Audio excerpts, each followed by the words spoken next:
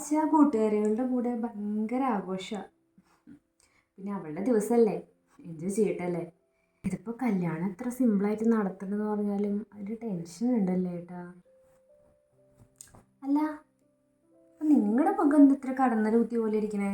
മോളെ പിരിയണോണ്ടുള്ള വിഷമം അതിപ്പോൾ എനിക്കും ഇല്ലേ. പിന്നെ അത്ര ദൂരത്തേക്കൊന്നുമല്ലല്ലോ പോണത്.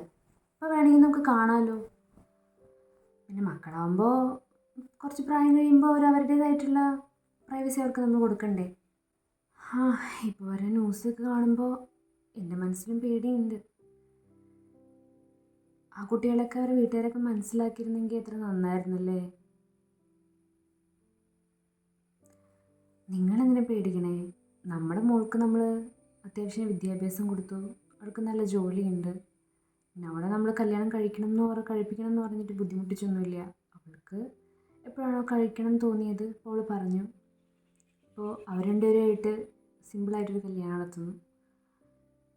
പിന്നെ ഇനിയിപ്പോൾ മുന്നോട്ട് പോകുമ്പോൾ അങ്ങനെ എന്തെങ്കിലും ഒരു അവസ്ഥ ഉണ്ടായി കഴിഞ്ഞാൽ അവൾക്കറിയാം, നമ്മുടെ മോൾക്കറിയാം എന്താ ചെയ്യേണ്ടതെന്ന്.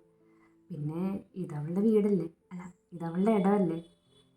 പിന്നെ നാട്ടുകാരും വീട്ടുകാരും ഒരു സർട്ടിഫിക്കറ്റ് വാങ്ങിയിട്ടല്ലേ നമ്മൾ ഇത്ര നാൾ ജീവിച്ചത്. പിന്നെ നിങ്ങൾ അതൊന്നും ഓർത്ത് ടെൻഷൻ അടിക്കുന്നത് എന്തിനാ? നിങ്ങളിപ്പോൾ എന്താ ചെയ്യേണ്ടത് വെച്ചിട്ടുണ്ടെങ്കിൽ വേഗം കിടന്ന് ഉറങ്ങുക. അല്ലെങ്കിൽ നാളെ ഫോട്ടോ എടുക്കുമ്പോഴേ കണ്ണൊക്കെ ഒരുമാതിരി ഇരിക്കും. അതും പറഞ്ഞായിരിക്കും അവൾ വിഷമിക്കുന്നത്. കേട്ടല്ലോ.